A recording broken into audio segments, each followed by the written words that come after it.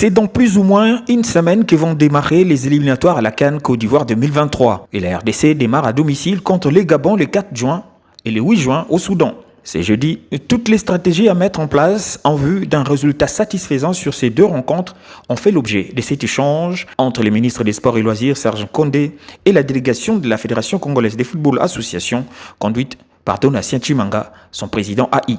Le mot d'ordre du chef, c'était de ne ménager aucun effort pour réussir toutes les deux rencontres. Nous n'allons pas dévoiler nos stratégies ici, mais les maîtres mots étaient de tout mettre en œuvre pour faire une bonne entrée, d'abord chez nous, et aller conquérir les Soudanais chez eux en arrachant les 3 précieux points. En prévision de ce rendez-vous, Hector Cooper, sélectionneur de l'aéroport de la RDC, est attendu dans la capitale. C'est vendredi. L'autre du groupe sera là disponible le 30, et il y a 4 joueurs qui seront là le 31.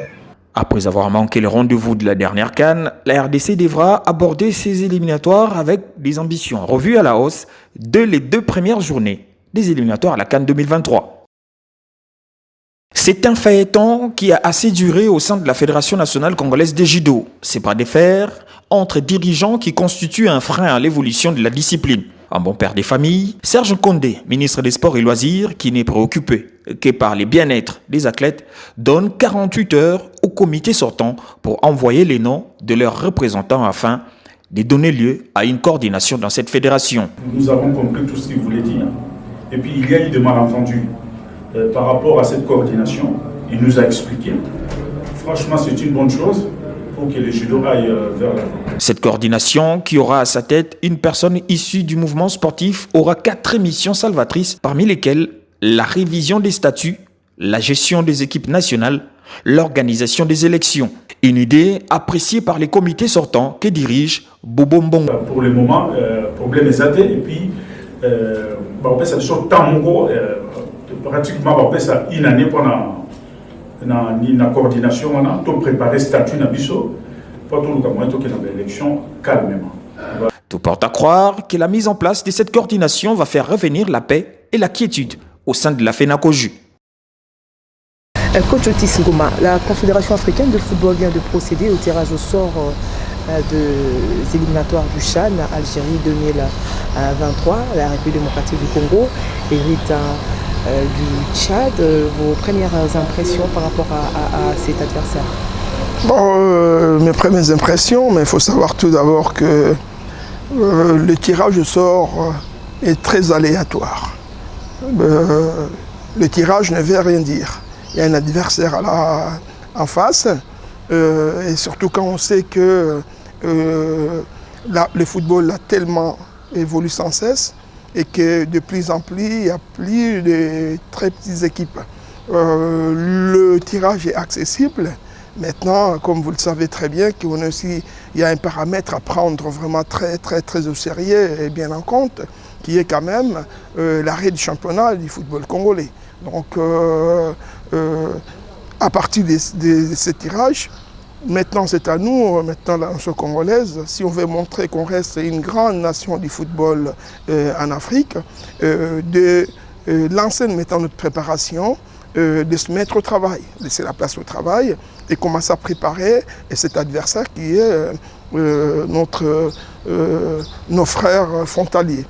Quand on s'est dit que le Tchad est faible, alors que nous, ça fait 4 mois, on n'a plus jamais joué dans un championnat quelconque, il y a un problème de rythme, il y a un problème de compétition, il y a un problème de désentraînement qui arrive, et on ne connaît même pas notre adversaire, qu'est-ce qu'ils ont fait depuis tout ce temps-là, s'ils sont en forme ou pas. C'est que moi, je peux retenir que la Guinée équatoriale, quand même, c'est une belle nation qui monte, mais le Tchad, l'année dernière, il y a 2 ans, avait fait 3 buts partout contre la Guinée. Au regard, coach, justement, de la situation qui traverse notre pays, qui n'a pas de championnat depuis, on va dire, plus de 3 mois, la question ici est celle de savoir quels sont justement les critères de choix sur lesquels vous vous êtes appuyé avant la publication de la liste des 49 présélectionnés. Au niveau des critères, là, c'est un peu, si je dirais que j'ai la science infuse, ça ne serait pas gentil. Parce qu'on est dans une situation qui est très complexe aujourd'hui, où ces championnats ne se jouent pas, on ne connaît pas aujourd'hui la valeur physique, physiologique, intrinsèque de tous ces garçons qu'on a préconvoqués. On les a préconvoqués par rapport à ce qu'on a vu il y a presque 5-6 mois. Donc aujourd'hui, ce n'est plus le cas. Est-il que le football va très vite au jour le jour? Moi, j'ai dit, c'est des entraînements-là, ces manques de compétition et de rythme, aujourd'hui nous poussent à aller vers nos collègues qui sont entraîneurs des clubs, qui doivent être francs, honnêtes, corrects, loyaux, et à nous,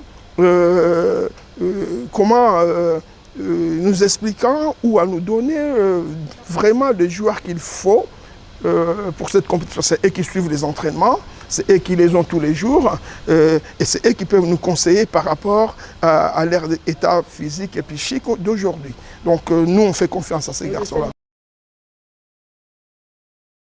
Mais parce que déjà, il y a un problème quand vous êtes sollicité, il y a un temps donné afin que vous puissiez vous désister. Quand ce n'est pas le cas, vous savez très bien que si on est qualifié, on va être qualifié, je l'espère, pour le mois de janvier prochain.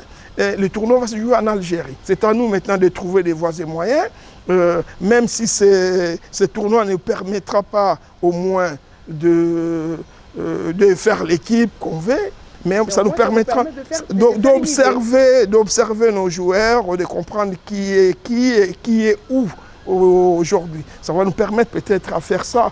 Donc on va aller avec un groupe de 30. Dans ce groupe de 30-là, on va essayer de voir des équipes et puis peut-être avoir les meilleurs. C'est pour qu'on puisse nous évaluer les joueurs sur le terrain. Et donc ça nous permettra ça. Mais parce que déjà, il y a un problème quand vous êtes sollicité, il y a un temps donné afin que vous puissiez vous désister. Quand ce n'est pas le cas, vous savez très bien que si on est qualifié, on va être qualifié, je l'espère, pour le mois de janvier prochain.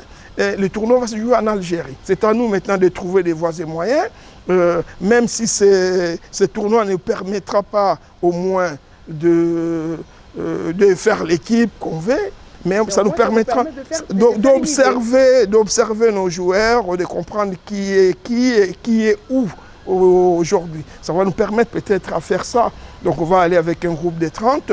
Dans ce groupe de 30-là, on va essayer de voir des équipes et puis peut-être avoir les meilleurs. C'est pour qu'on puisse nous évaluer les joueurs sur le terrain. Et donc ça nous permettra ça.